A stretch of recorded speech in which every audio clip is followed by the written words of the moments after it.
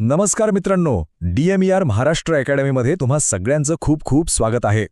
मला माहिती आहे सध्या तुमच्या सगळ्यांच्या मनात एकच आणि सगळ्यात महत्त्वाचा प्रश्न घोळतोय, तो म्हणजे DMER आणि DHSची भरती नक्की येणार तरी कधी? चला, आज आपण याच प्रश्नाचं उत्तर शोधण्याचा प्रयत्न करूया. तर आजच्या या विशेष विश्लेषणामध्ये आपण याच प्रश्नाच्या अगदी मुळापर्यंत जाणार आहोत. म्हणजे नक्की काय सिच्युएशन आहे आणि आपण कधीपर्यंत परीक्षेची अपेक्षा करू शकतो, हे सगळं आपण सविस्तर समजून घेणार आहोत. चला तर मग सुरुवात करूया या मोठ्या प्रश्नापासून, जो सध्या सगळ्याच उमेदवारांसाठी खरं तर चिंतेचा विषय बनलाय. ओके, तर सगळ्यात आधी एक गोष्ट क्लिअर करतो. बऱ्याच जणांना वाटते की प्रक्रिया पूर्ण थांबली आहे, पण तसं नाहीये. प्रक्रिया खरं तर सुरू आहे, बॅकएंडला काम चालू आहे.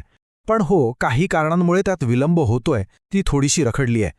अच्छा, मग आता ही कारणं नक्की आहेत तरी काय? का उशीर होतोय?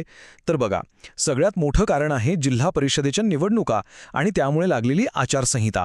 हे तर आहेच, पण त्याचबरोबर एक खूप महत्त्वाचं प्रशासकीय काम सुरू आहे, ज्याला आकृतीबंध म्हणतात. आता आकृतीबंध म्हणजे काय? सोप्या भाषेत सांगायचं तर प्रत्येक डिपार्टमेंटमध्ये किती स्टाफची गरज आहे याचं फायनल रिव्ह्यू सुरू आहे.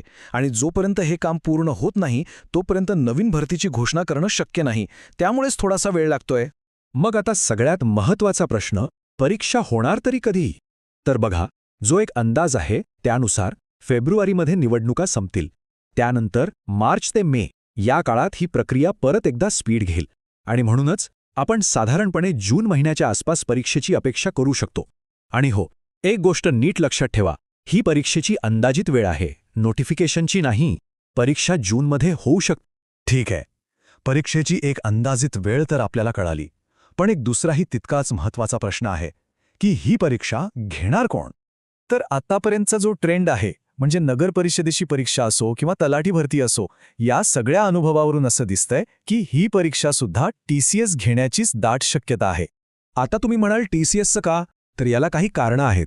एकतर या सगळ्या जुन्या पेंडिंग प्रोसेसेस आहेत, आणि दुसरं म्हणजे आपल्या आरोग्यमंत्र्यांनी स्वतः विधानसभेत हे स्पष्ट केलं होतं की भरती प्रक्रिया TCS मार्फतच राबवली जाईल. त्यामुळे सगळ्यात जास्त चान्सेस हे TCSचेच आहेत, हे नक्की. ओके, तर आता परीक्षा कधी होणार आणि कोण घेणार याचा एक एकंदरीत अंदाज आपल्याला आलेला आहे. पण आता प्रश्न हा नाहीये की परीक्षा कधी होईल. प्रश्न हा आहे की ह्या मिळालेल्या वेळेचा आपण सर्वोत्तम उपयोग कसा करणार. आपल्या स्ट्रॅटेजीवर बोलूया. बघा, मला खूप सारे मेसेजेस येतात की सर, मी अभ्यास तर खूप करतोय, पण रिझल्टच येत नाहीये, किंवा पेपर खरं तो सोपा होता, पण माझं सिलेक्शन झालं नाही. तुमच्यापैकी अनेकांना हाच अनुभव येत असेल, बरोबर ना? मग असं होतं का? याचं कारण किंवा याचं उत्तर हे तुमच्या मेहनतीत नाहीये. तुम्ही सगळेच मेहनत करता, पण खरी गोष्ट आहे योग्य स्ट्रॅटेजीची. फक्त हार्डवर्क करून चालणार नाही, योग्य दिशेने स्मार्ट वर्क करणं हेच सगळ्यात जास्त महत्त्वाचं आहे. तर मग ही योग्य रणनीती बनवण्यासाठीच, तुमचं पुढचं पाऊल सोपं करण्यासाठी आम्ही एक नवीन पर्याय घेऊन आलो आहोत. आम्ही नुकतीच आमची एक नवीन इंटिग्रेटेड बॅच सुरू केलेली आहे. ही बॅच खास अशा उमेदवारांसाठी आहे ज्यांना एकाच ठिकाणी फोकसने आणि परीक्षा केंद्रित तयारी करायची आहे. या बॅचचं वैशिष्ट्य काय आहे? तर ही एकच बॅच तुम्हाला DMER, DHS एवढंच नाही तर RRB, नॉरसेट, ESIC अशा सगळ्या परीक्षांसाठी उपयोगी पडेल. यात तुम्हाला लाईव्ह क्लासेस मिळतील, जे तुम्ही नंतर रेकॉर्डेड स्वरूपातही पाहू शकता. स्पष्टीकरण मराठी आणि इंग्रजी अशा दोन्ही भाषांमधून असेल. आणि सगळ्यात महत्त्वाचं म्हणजे उगाच फापट पसारा नाही, जे परीक्षेला येणार आहे फक्त तेच आणि तितकंच शिकवलं जाईल. आणि या संपूर्ण इंटिग्रेटेड कोर्सची फी आम्ही ठेवली आहे फक्त आणि फक्त 2,500 रुपये. तर ज्यांना कोणालाही ही बॅच जॉईन करायची असेल त्यांनी अजिबात वेळ वाया घालू नका. डिस्क्रिप्शनमध्ये ॲपची लिंक दिलेली आहे. ॲप डाउनलोड करा आणि लगेच कोर्स जॉईन करा. आणि परीक्षेबद्दलचे असेच महत्त्वाचे अपडेट्स आणि माहितीसाठी आपल्या चॅनलला सबस्क्राईब करायला अजिबात विसरू नका.